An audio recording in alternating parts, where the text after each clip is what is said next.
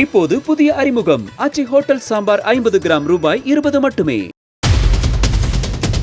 தென்காசி மாவட்டம் பாவூர் சத்திரத்தில் ஓட்டுநர் உரிமம் இன்றி இருசக்கர வாகனத்தை ஓட்டி விபத்து ஏற்படுத்திய சிறுவனின் தந்தை மீது போலீசார் வழக்கு பதிவு செய்தனர். உரிய வயதை எட்டும் முன்பே வாகனத்தை கொடுத்து ஓட்டுவதற்கு அனுமதி அளித்த குற்றச்சாட்டில் தென்காசியில் பதிவு செய்யப்படும் முதல் வழக்கு இது என்று போலீசார் தெரிவித்தனர்.